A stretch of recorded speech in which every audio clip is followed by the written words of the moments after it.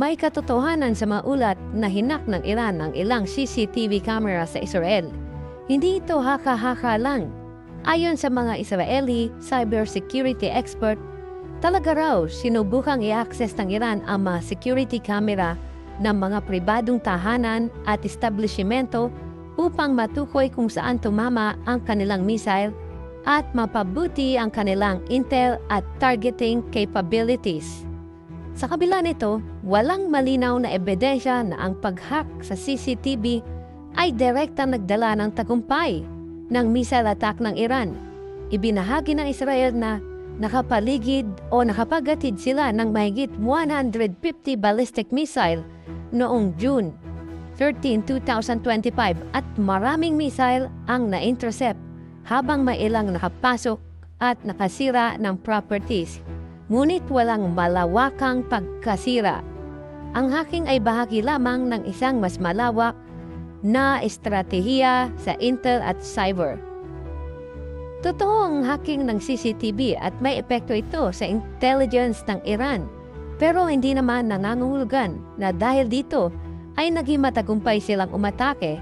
Marami pa rin iba pang technical at tactical na factors na nag-impluwensya sa resulta ng missile strike.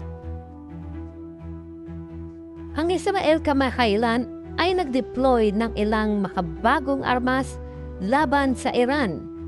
Kabilang dito ang Iron Beam o Laser Air Defense System. Ito ang kanilang pinakabagong armas na pandigma, isang directed energy weapon na ginawa ng Rafael at Lockheed Martin. Nakapaligid sa isang banda ng Iron Dome. Noong May 2025, opisyal nang ginamit ang high-power laser para pabagsakin ang mga drone ng Iran. At meron itong mga variant Iron Beam.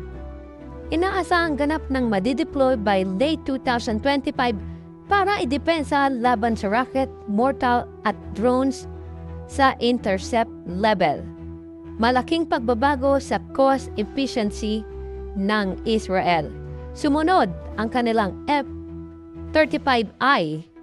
Ito ay tinatawag na Adir Stealth Jet na may extended range modification. Ginamit sa operasyon ng Rising Lion noong June 13, 2025. 200 jet kasama ang F-35I na may conformal fuel tank para sa long-range stealth strike sa nuclear facilities ng Iran. Sumunod, ang Rampage Air-Launched Ballistic Missile o kung tawag nila ay ALBM.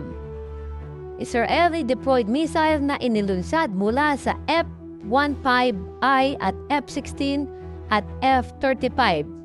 Nag-aalok ng supersonic stand-off strike capability laban sa mga mahalagang target ng mga facilities gaya ng pag-atake ng Israel sa syudad ng Iran.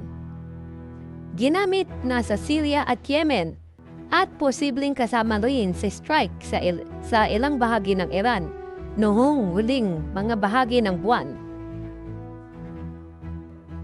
Paano nila nilagpas pinagsama-sama ang mga makabagong armas ng Israel? Ang airborne stealth at range F-35I plus conformal tank para sa makalusot at umatake ng ligtas. Stand-off precision, Rampage ALBM, mabilis at sulit mula sa malayo. Layered defense, ito ay isang iron beam bilang bagong high-tech shield laban sa drone at rocket threat ng mga kalaban ng Israel. Ang pinakabagong armas ng Israel ay ang Iron Beam Laser Defense na inuna nang i-deploy para pabagsakin ang mga UAV o Unmanned Aerial Vehicle at rocket ng mura at mabilis. Samantala, ang kombinasyon naman ng extended range ng F-35I stealth jet at Rampage ALBM ang backbone ng offensive capabilities ng Israel.